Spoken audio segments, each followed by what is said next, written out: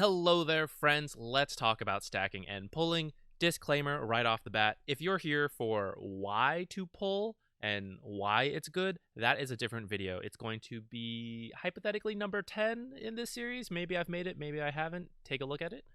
I mean, I'm definitely going to make the video. I just don't know, like, when you're watching this, it may not be out yet.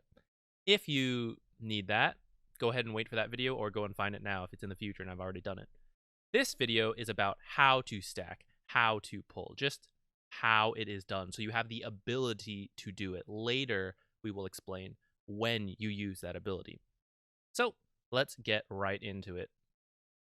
From the main Dota menu, we're going to do this live as per usual so that you can see exactly how you can do it yourself. Play Dota. We're going to create a custom lobby. Eventually, we're going to do both sides. I'll probably make a cut at the end of the video. I'll switch to Dire, but we'll start with the Radiant side. Come down here to edit. We're going to enable cheats, leave the bots out of it. All pick is fine. And then we will start up the game. Do what you have to Now do. again, I do recommend picking whichever hero you're going to be working with because every hero can stack, and I'll show it in a bit, can stack by just auto-attacking a camp and walking away. Melee heroes will usually take, a bit more damage for it because they have to get up close.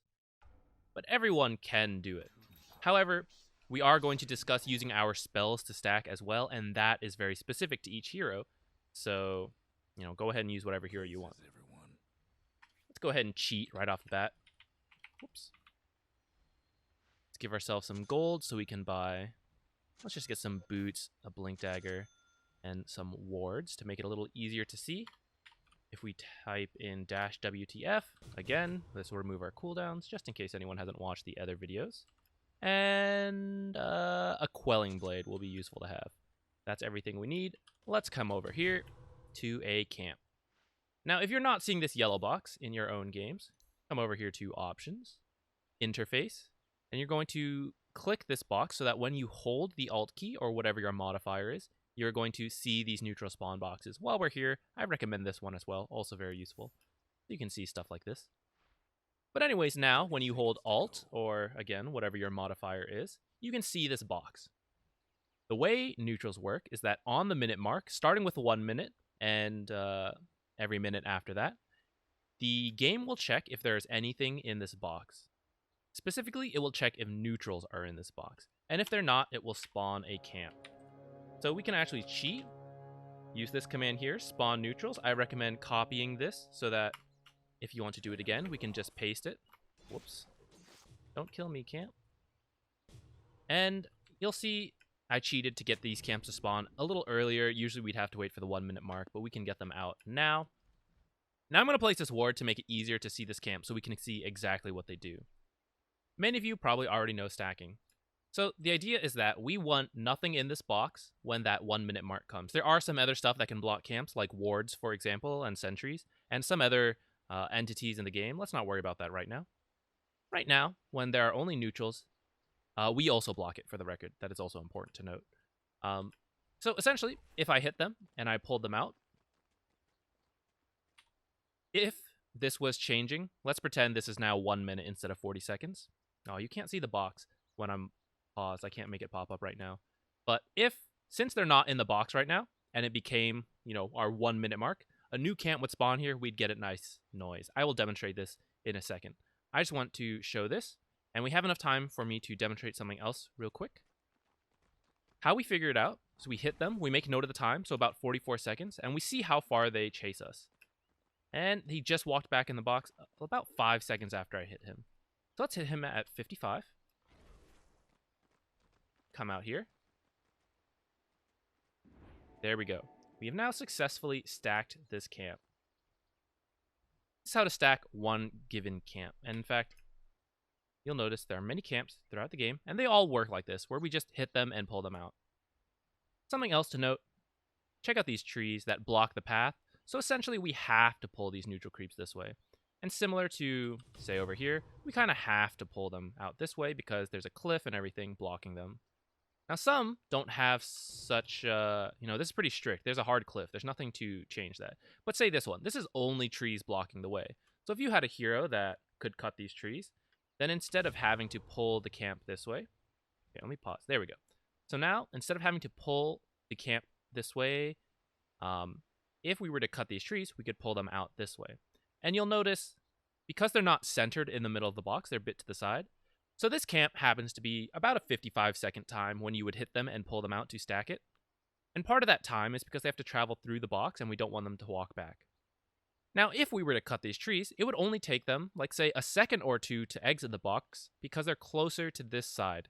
So when you have a hero who either has a quelling blade or some ability that can cut trees, and you break enough trees that they have a path out, sometimes the timing is not always 55. 55 is a good general rule at the time of this video. 7.26c is the current patch. If you have Dota Plus or the Battle Pass, you'll see this. I don't actually use this. I didn't really like when they added it either. It feels a little pay to win to me, but I also don't use it anyways because I said 55 seconds is a general rule, but say example, this small camp, you could pull anywhere between 53 to 55, even a little later, like 56. So every camp has a little bit of uniqueness to it on how far the creeps will chase you when you hit them and how large the box is. So for example, these boxes are clearly not the same size. To be fair, they're different camps, but like this medium camp is about the same size as this hard camp, and yet that hard camp box, very different from this hard camp box. So every one is a little bit unique. It is, in my opinion, worth playing around like I'm showing you here to figure it out for yourself. And you don't have to do this frequently. For example, the last time I did this very in-depth was after I took a long break from Dota.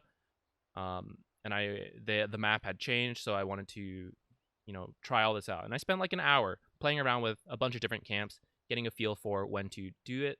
If you have a second screen, just watch some videos, listen to some music, just try it out for yourself, get a good feel for it, get some times that work. So for right now, 55 seconds is a good general time for many of you to begin with, but you can eventually learn, like, here's a good one. This one, you can actually hit like 53 seconds and it works out. And just remembering those, and then, as the game changes, you don't necessarily have to keep coming back and doing this. Now, I want to demonstrate, it's not an official term, we'll call it multi-stacking, which is really just when you stack the same camp again, more than once. So here, we're going to, let's pause real quick. Because they will now block each other a little bit when they walk, you want to add a little bit of time. So this was 55 seconds before. We're going to hit it, let's say half a second sooner. This is not an exact science. Again, it changes per camp. You don't need to know every camp. Just get a feel for, say, one camp, and then just apply it to another camp. And if you find it doesn't work, then, adjust it from there, and you slowly develop that feeling. So I'm going to hit this after it hits 54 seconds, but before it hits 55. Carry on. Oops. About there. I had my hand on the wrong spot. But it's going to work out anyways. So now there's 3 camps in here. Now, if I hit them again, you'll definitely see how they start to block each other when they walk and when they return. And that when they block each other, they may not make it out of this camp. So here, if we pay attention, so they can still get out, but it's not the same 5 seconds guarantee that I had before. So we have to adjust our timing, and eventually I might be able to stack this for a 4th time. And in fact, I'll demonstrate real quick. Let's say we'll aim for the 40-second mark. If you don't want to wait for the minute marks to practice stacking, you can use this command, spawn neutrals, and manually do it. When you just type that in, it will not spawn anything if there are creeps in the box. So let's pretend 40 seconds is what we're aiming for. I'm going to hit it now, pull out, and then as soon as it hits 40, I'm going to type that command in. This is not perfect, but it is a way you can practice if you don't want to wait. And now that there are 4 camps in here, look, when I try to pull it, they are really blocking each other, and they barely all get out of the camp. Now you notice when I'm pulling this, I'm pulling directly straight up. And that just makes the most sense. If we look how far he has to travel from here, usually the shortest distance will be perpendicular to the box. And because, for example, if in fact I pull diagonally this way, they do make it out of the box again, but there's less time. Same over here, right? Traveling this way is much faster than traveling this way, and would be even shorter than traveling this way. It's just kind of how distances work. So generally, you want to pull in a like perpendicular to these boxes, to the boundaries, for the best effects. But sometimes you do kind of want to go at an angle because you're like trying to, for example, when you're stacking this camp, you could pull up, yeah, but maybe you want to get this rune, which is just required to be a bit of a diagonal pull. This is where your wards come in handy, so that you can place it and see exactly what these creeps are doing when you're walking. So I hit this at 52. That's going to be way too soon, and you'll notice they walk back in time, just to demonstrate what might happen if you messed up the stack. So now the next thing we're going to cover is how to double stack. This is different from stacking multiple times. Double stacking or triple stacking is when you just stack 2 camps at once, 3 camps at once, however many. It's pretty hard to do more than 2. However, 2 camps at once is pretty feasible for most heroes. Well, not most heroes, but a good amount of them.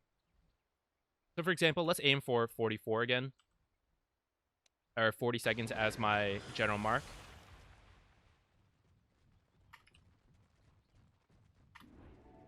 That one was quite close. And perhaps I should have kept the spawn box. That might have been easier to see. I'll demonstrate without the spawn box here in a little bit. But the idea is that we just pull both camps out at once. And if they're both out when the minute mark hits, we're going to stack 2 camps at once, which is an obvious benefit to us because we've now, instead of 1 camp, we've done 2 camps. So if we have someone like Alchemist farming, instead of just having 1 stacked camp, he now has 2. It's a very, I think, very obvious reason why that is a great thing to do. And if you can develop this ability, you're just going to add in a lot more golden experience that is very efficient for your cores. So it's worth practicing. Now, every hero is unique in their abilities. So like Ice Path. Ice Path hits these. First off, it has a very long cast animation. Hits these guys, and then it stuns them. So they can't even move until the stun ends, and then that is when they start to run to me. So I have to be aware of that when I try to use a spell to stack a camp. But compare this to, say, Vengeful Spirit, her Wave of Terror. That is instant. As soon as it hits them, they'll start to run. This is, again, why it's good to practice on your specific heroes so that you can get a feel for that. Say I use Dual Breath instead. Dual Breath has a slow attached to it. So I don't quite know if they will get out of the camps at the same time as before. Because they're moving a little slower, they're more likely to body block each other. That may not work as well. Let's try to stack these again. I'm going to cast my stun now, hit them. I should have done this slightly sooner, might still work. So you'll see how they were body blocking each other, but they still made it out. And these guys, they did body block a little bit too much, and I think my timing was not the best with the Ice Path, so we didn't end up stacking this camp. Once you have 1 stack in a camp, it gets progressively harder to stack it again.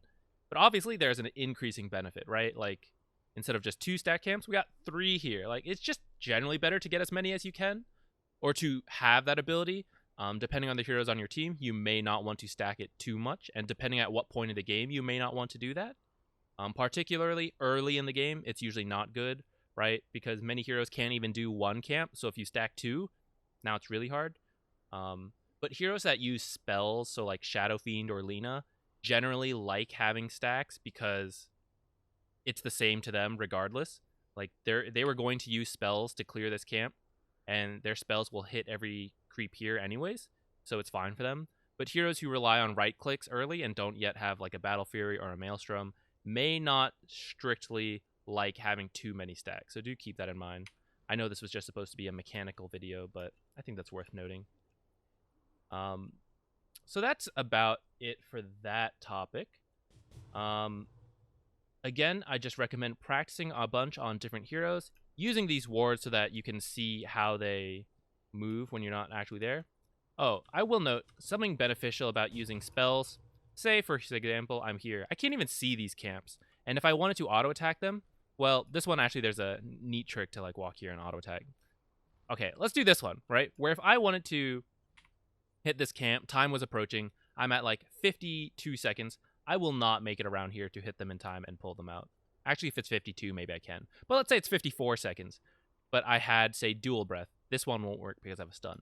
I could cast my spell this way and hit them, and they would run out to me. So if your hero has a spell that can just be shot out like that, keep that in mind when you're trying to stack camps. If you're not going to be able to auto-attack in time, you could just use a spell to stack at least one camp at a time.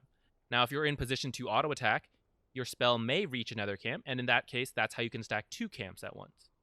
And if you don't want to expend any mana, that's when you just right-click a camp and walk out. If it's in the daytime, you could technically just walk into the camp too, right?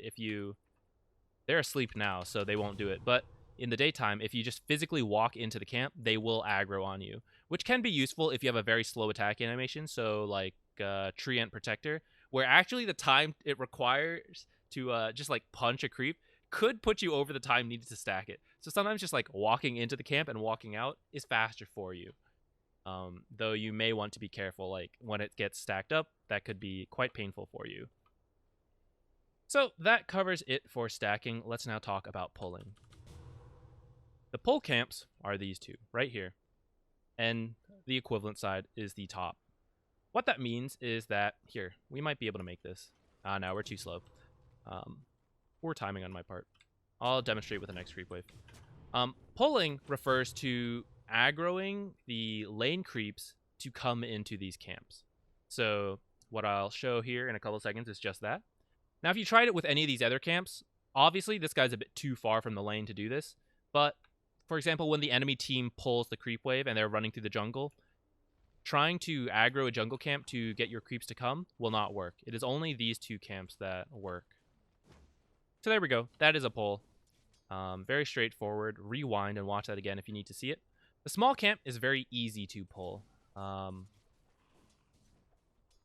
I should have demonstrated that first, but I'll just demonstrate it once this creep wave is dead.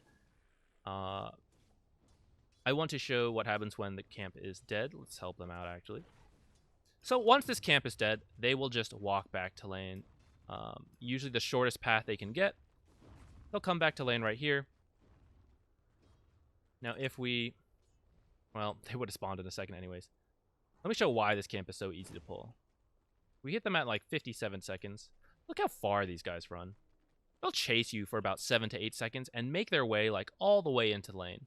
So that's why this camp happens to be very easy to pull. The small camp, very easy to pull. The hard camp can be pulled, but it's more difficult. The hard camp is often just considered... well, it's not totally true. But for example, if I was Radiant and I was the soft support, many people use the hard camp to pull from the off lane. So I would get my off lane creeps into this camp.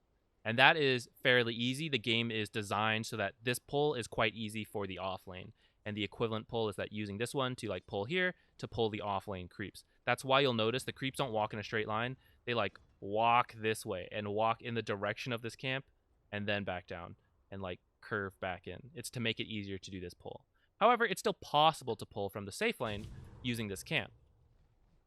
So we could meet in the same spot here. And in fact, let's do something. Let us create hero, axe, give bots a heart. Now he won't die.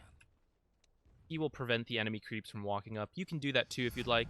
So that way we can practice pulling every single wave and not have to worry about where the enemy creeps are and that they might ruin the pull.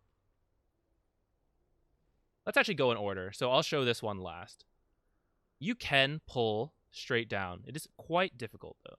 And you need a quelling blade. So you have to cut this tree and this tree. I may have missed this timing. I was not set up quite yet. This will work out because they're ranged. No, it won't. I messed it up. But that's actually good because I didn't want that to... I don't want to give you the wrong timing. I want to show it how it's meant to be done. This pull is very difficult to do. It's a little easier with ranged creeps like these guys, but it's still quite difficult. A further negative is that you have to cut this tree and this tree.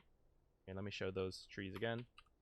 Dash trees, if that's the command you might need to practice cutting these. It's these 2 trees, that one and this one. So you have tangos, you could cut that tree.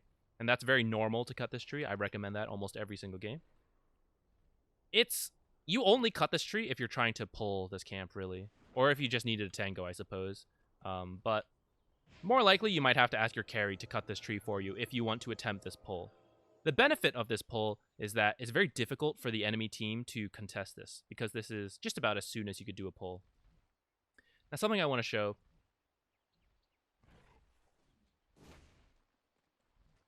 I want to show that concept right there. when they range attack you, it is different from the last video, where as soon as I issue a command on an enemy hero, that is the aggro call to my creeps to come hit me. Or to... Sorry. That is when enemy creeps will be aggro to me as soon as I issue that command. However, that doesn't apply to neutrals. For neutrals, the aggro only happens when the attack lands. So, even though... Like that. So even though I was around here when they launched their attack, it wasn't until I had walked down further and had been hit by their actual range attack that they got aggroed and started to run up. That is a concept we're going to want to apply with these to make our pulls easier. That's why ranged creeps are easier to pull, because we can pull them to about the extent of their leash range. That's how far they'll run. So we just learned their leash range is around here. So now we hit them, and we're going to stand around the extent of their leash range. They attack us, and we move forward a little bit. You kind of need to abuse that trick to pull this creep. Did I miss the timing again? Maybe. Okay, we got most of the wave. You have to stand here because this is the leash range going down, and when they attack you, you run down.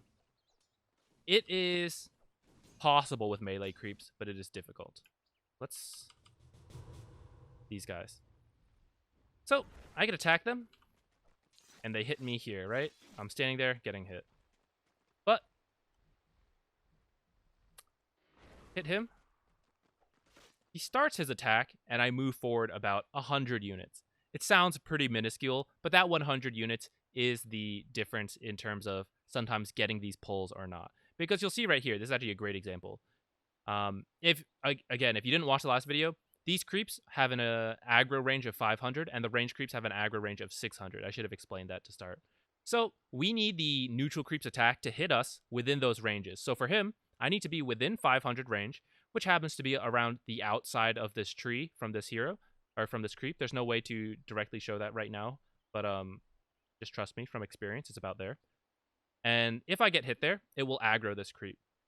Now, it actually won't aggro this creep because he also has his own 500 aggro range, which ends about, let's say, like here. So if I was standing right here and got hit, I'd probably pull this guy, but not this guy. This guy's got 600, so these two are kind of a package deal. If you're ever aggroing from, like, the side. If you aggro from the back, you can just get the range creep. But because, like, his aggro range of 500 is about here, which would make this range creep, I pointed with my finger as if you could see that. This range creep aggro range is also about here. So usually these two creeps get pulled together anytime you pull from the side or the front. And then these three all have their own like cutoff. So his would be like here, then, okay, more like front creep is like here, second creep is like here, third creep is like here, and that's also where the range creep is. You get that idea? So when this camp is melee, it's very difficult to do this pull because this trick I just showed here, it's not easy. And like I said, it's only about 100 units that you can move like at most. So usually when it's melee, I don't try to do it. And don't really need to do it because there's a much easier pull. Oops, I just screwed him over. I need that range creep to die though. So if you want to do a pull like this, is camp dead? Oh, it is. There we go. Centaur camp. So if we cut that tree, let's see their pull range. Now they can run through this cut tree. They can run all the way out to about here. So we saw this is about where they stopped. So this would be where we would stand to get them to attack. And you'll see if I were to stand here and get hit, they've walked a little further now. But when they were here, that is pretty much within range.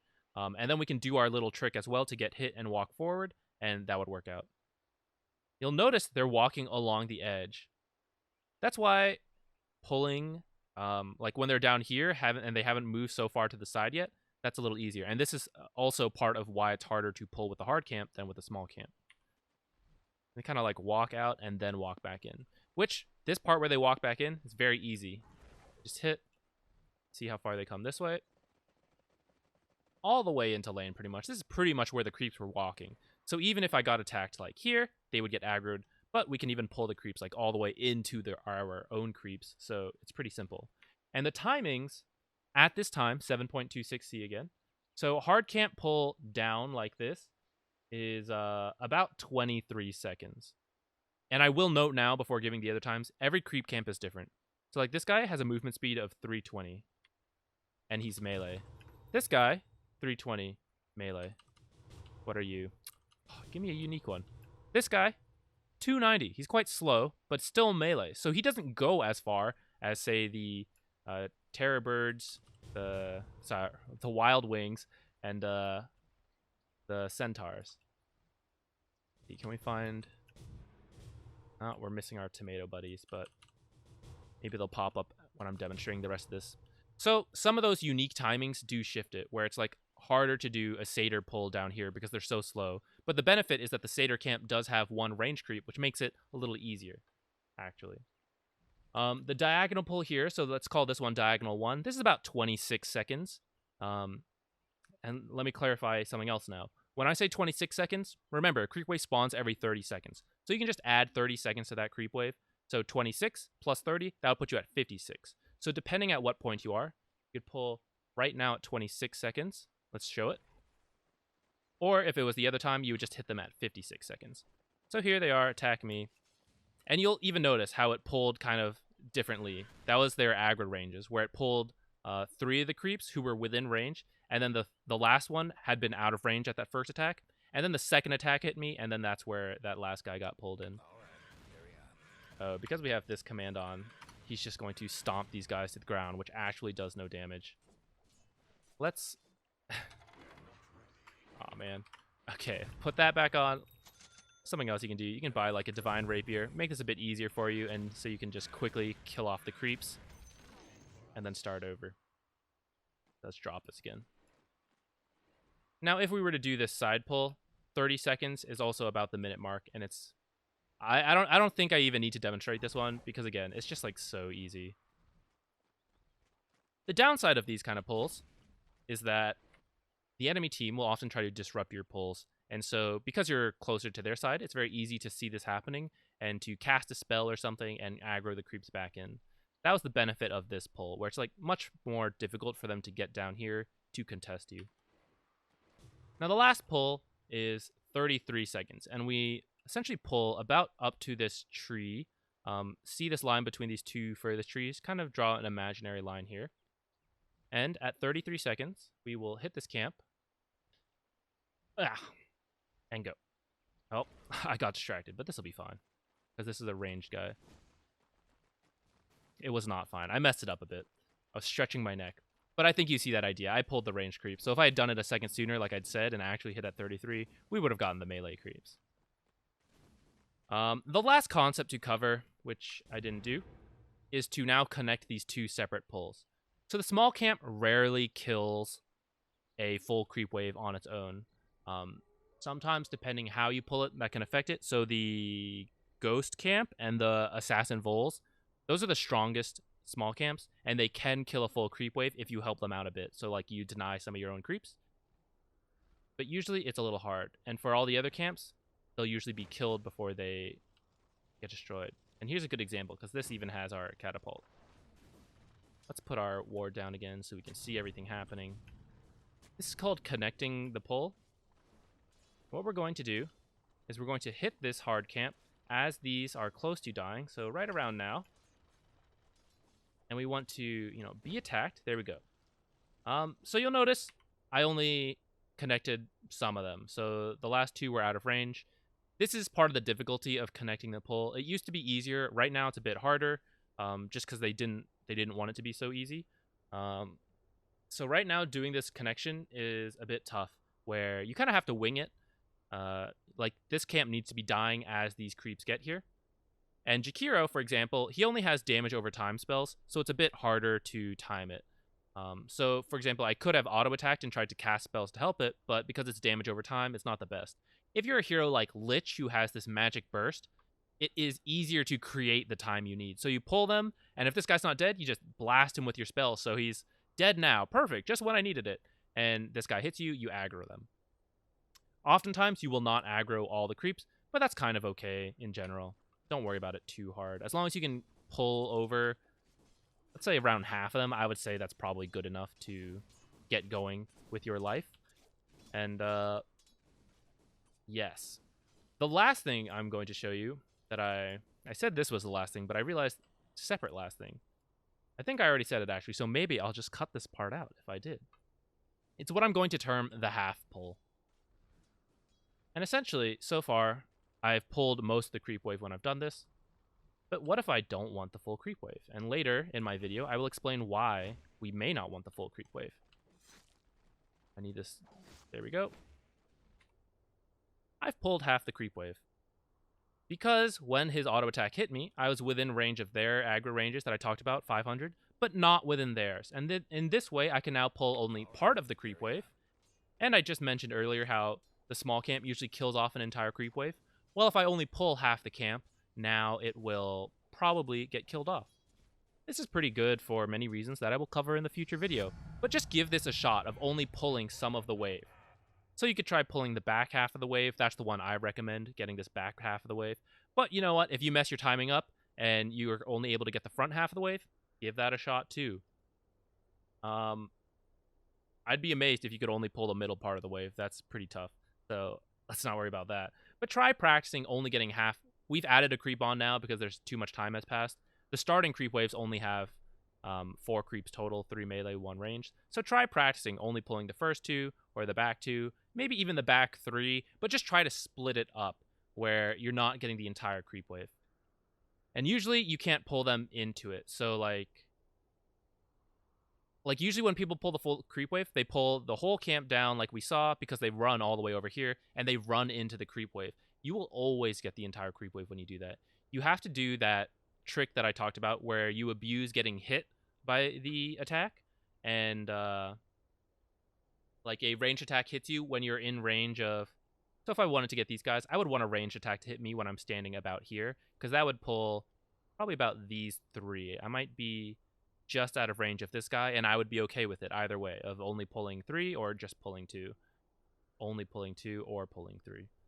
Need to use only properly. It bothered me. Or I could stand up here and get hit, and then, well, maybe more like here, and this would pull these 2 guys, but not the rest of them. Give that a shot. It's a little harder to do than doing a full creep wave pull, but I actually think it's better, so I think it's worth practicing. So now I'm going to cut. We're going to go to the Dire team, and I will show some of the pulls here. Here we are on the Dire side. I've already gone and set things up. I have picked Elder Titan this time instead to show a melee hero to show you that it's really not that different, but you may take a few more hits potentially. So first, let's just run through it all. Small camp pull, very obvious again, you just run through here, but this time the Dire actually could do something unique that Radiant cannot. If you cut, well, there's several trees you could do. I like to do this tree. I suppose you could probably do one of these back trees as well. But if you cut this tree, you now open up the possibility to pull this way. So I'll try to pull the second wave like this. The benefit of this is that it's much harder to contest. So oftentimes the enemy team is very used to contesting small pulls, and they'll see this going on and they run over here, you know, either stop these guys from running over here, or they re-aggro your creeps. I was talking and got distracted. All right, let me just show you guys then. So they still run out quite far into the creep wave. And to be fair, the kobolds are very fast. So they made it a little further than many others would. So many others probably only make it to about here. Okay, 3rd time's the charm, right? Let's do it again. I don't use this pull. Oops. Okay. If you walk in too far like I just did, you just have to tank the creeps for a little bit. So that way they won't run back to their camp too soon. You do a pull like this. So the benefit of this, like I said, was it can't be contested, and you can usually kill them off. But you get something awkward like this sometimes where not all of the creeps are here fighting, and because of the lack of vision around these trees, sometimes your creeps don't properly aggro.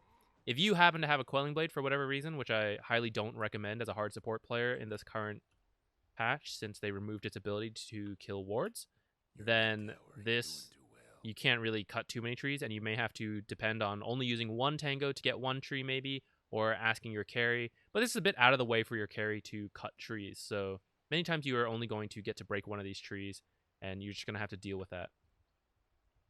In terms of connecting the pull, let me show with these guys. These guys are fairly fast, 320.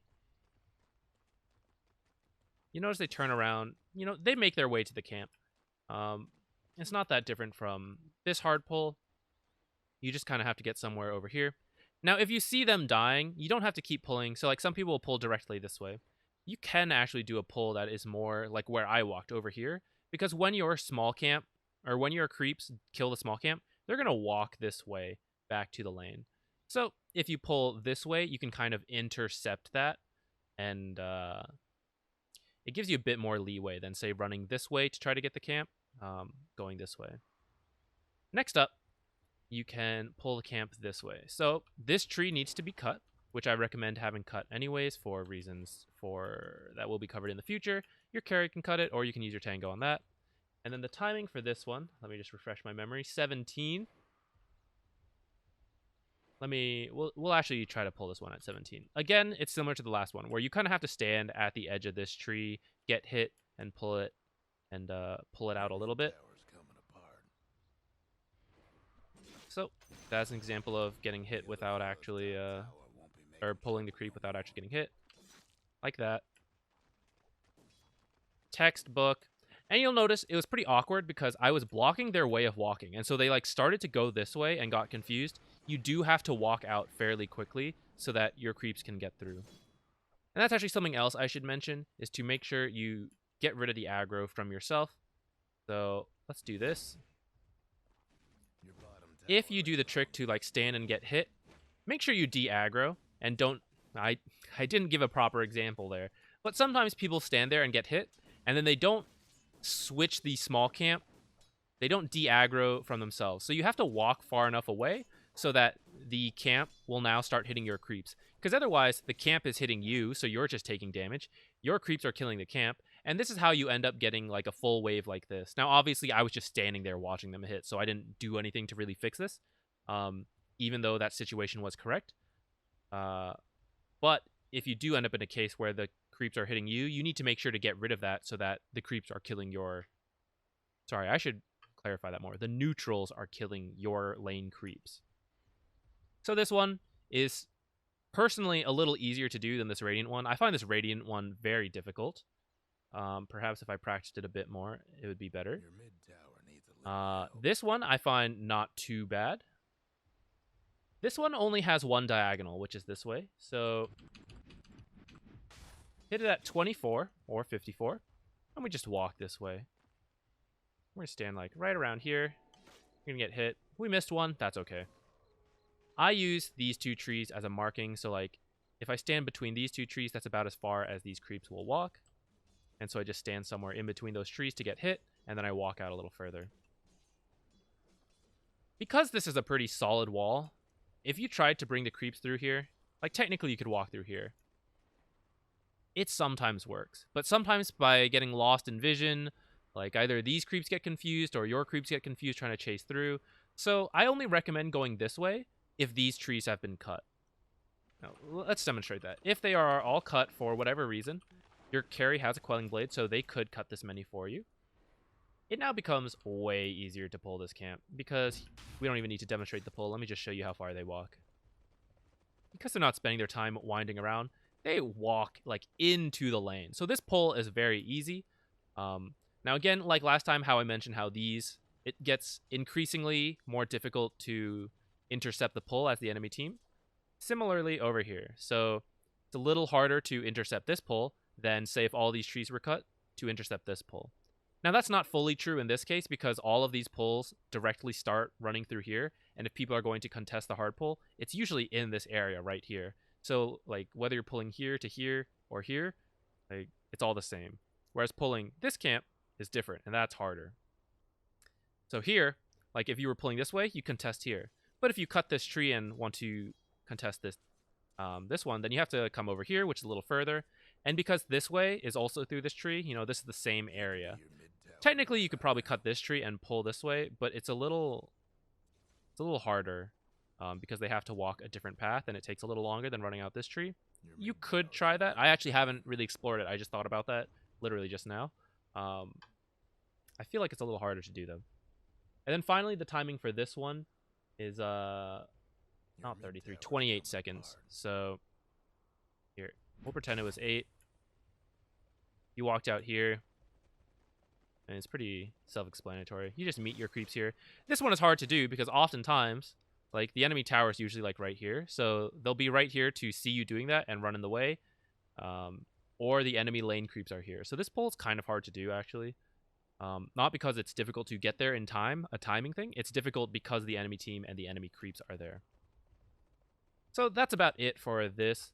Go ahead and play around with, I'd say double stacking is one thing to practice. Doing half pulls are another thing to practice. I wouldn't worry too much about being able to stack, like multi-stack the same camp multiple times. I would say 2 is like a perfectly fine amount. Like if I have this hard camp stacked, like instead of trying to stack this a third time, I would just go stack this camp so that now both of these have 2 stacks as opposed to this camp having 3 stacks. Technically, this camp would have more value because it's a hard camp rather than a medium camp. But because of the increasing difficulty of stacking camps multiple times, as well as for the people who are actually clearing it, I think it's a little easier and safer to just stack different camps up to 2 times rather than worry about stacking the same camp again and again and again. If you want to practice that, sure. And then finally, when you're considering double stacks, like I'm not going to run through every possibility, but I mean, I think it's pretty obvious, right? Depending on your own abilities, usually any 2 camps that are close together is stuff you can double stack. Elder Titan would have a tough time because he's... Actually, Elder Titan can do it because he has Astral Spirit. Melee heroes in general have a tough time doing it because they have to be so close to one camp to actually auto-attack, and they may not have an ability that allows them to get a nether camp. But other camps that can be double stacked, so like this camp, like you could see how they're physically close to each other, but this would be a little harder because they're a bit further. These camps, depending on your abilities, these camps on your abilities, this is a little tough, right? Because if I'm here to auto attack the ancients, like not too many spells reach that far. These camps, it can be done. It's a little awkward because of this pillar here. They like kind of get awkwardly stuck in the way when trying to walk through. These possible, or like these 2 possible. It all depends on what abilities you have. So give it a shot. I was gonna say let me know how it goes, but you don't really need to let me know how it goes. Just be good at it yourself, so that later when we talk about why we're doing this stuff, you'll have the ability to do it. And frankly, even without understanding why you need to do it, if you just stacked things in general, that would be good overall. There are cases where it's bad, but like I'd say like 70% of the time it's just good to stack. Probably more than that. I would say like 90% of the time it's just good to stack if you remember to. So that's it for this one. Thank you for watching.